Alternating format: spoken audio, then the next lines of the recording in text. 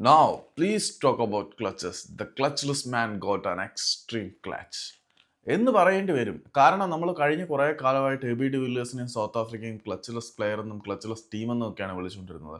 കാരണം വലിയ വേദികളുടെ നിർണായക നിമിഷങ്ങളിൽ കാലിടറി വീഴുന്നത് അവരുടെ ഒരു പതിവായിരുന്നു. പഠിക്കൽ കള്ളമുടയ്ക്കുന്ന ഡിവില്ലിയേഴ്സും സൗത്ത് ആഫ്രിക്കയും വളരെ മനോഹരമായ ഒരു കോമ്പിനേഷൻ തന്നെയായിരുന്നു. പക്ഷേ ഇപ്പം കഥ മാറി. ടെമ്പോ ബാവമയുടെ കീഴിൽ അവർ ക്ലച്ച് ഹോൾഡ് ചെയ്തുകൊണ്ട് വേൾഡ് ടെസ്റ്റ് ചാമ്പ്യൻഷിപ്പ് പിടിച്ചെടുത്തു.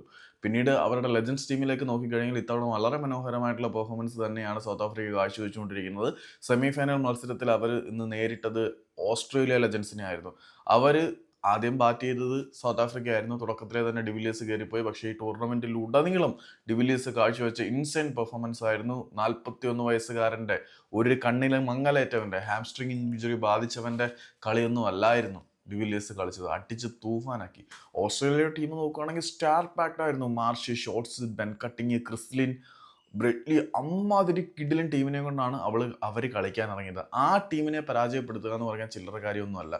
ആദ്യം ബാറ്റ് ചെയ്ത സൗത്ത് ആഫ്രിക്ക 183 എന്ന് പറയുന്ന സ്കോർ അവരുടെ മുന്നിലേക്ക് വെച്ചെങ്കിൽ പോലും ഓസ്ട്രേലിയയെ സംബന്ധിച്ചിടത്തോളം അത് പൂ പറിക്കുന്ന പോലെ ലാഘവമായിരുന്നു. ഞാൻ നേരത്തെ പറഞ്ഞ പേരുകൾ കേട്ടല്ലോ, അവരൊന്നും വിരമിക്കാൻ പ്രായമായിട്ടില്ല. ലീയെ മാറ്റി നിർത്തി കഴിഞ്ഞാൽ കട്ടിങ്ങിനെ ആയാലും മാഷിനെ ആയാലും പിന്നെ ലിന്നെ ആയാലും ഒന്നും വിരമിക്കേണ്ട സമയമായിട്ടില്ലല്ലോ. അവന്മാർ നിന്ന് അടിച്ച് തൂഫാനാക്കി അവസാനം 5 ബോളിൽ 8 റൺസ് വേണ്ട എന്നൊരു സിറ്റുവേഷനിലായ സമയത്ത്, അതായത് സൗത്ത് ആഫ്രിക്കയ്ക്കെതിരെ ഓസ്ട്രേലിയക്ക് ജയിക്കാൻ 5 ബോളിൽ 8 റൺസ് വേണം എന്നുള്ളൊരവസ്ഥയിൽ മനോഹരമായിട്ടൊരു ലോങ് ഏരിയ കവർ ചെയ്തുകൊണ്ട് വന്ന് ഒരു ഡൈവിങ് സേവിലൂടെ ഒരു 4 റണ്ണ് ഫീൽഡ് ചെയ്ത് ബൗണ്ടറിയിലേക്ക് കുതിച്ച് പന്തിനെ സേവ് ചെയ്തത് സിംഗിളാക്കി മാറ്റാൻ ഡിവില്ലിയേഴ്സിനെ കൊണ്ട് കഴിഞ്ഞു.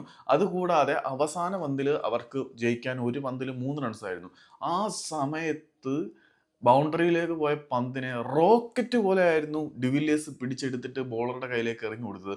അത് ഡയറക്റ്റ് ഹിറ്റ് ആവേണ്ട ബോളാണ്. ജസ്റ്റ് അത്ര വേഗത്തിൽ റോക്കറ്റ് പോലെയാണ് ആ പന്ത് കുതിച്ചു പോയത്. കാരണം ഓസീസ് ബാറ്റ്സ്മാൻമാർക്ക് ഓടിയെത്താൻ പോയിട്ടൊന്ന് കണ്ണിവ ചിമ്മാൻ പോലും സമയം കൊടുക്കാത്ത രീതിയിൽ വളരെ വേഗത്തിൽ ആ പന്തിനെ നോൺ സ്ട്രൈക്ക് എൻഡിലെ സ്റ്റമ്പിലേക്ക് എത്തിക്കുവാൻ ഡിവില്ലിയേഴ്സിന് കഴിഞ്ഞിട്ടുണ്ട്.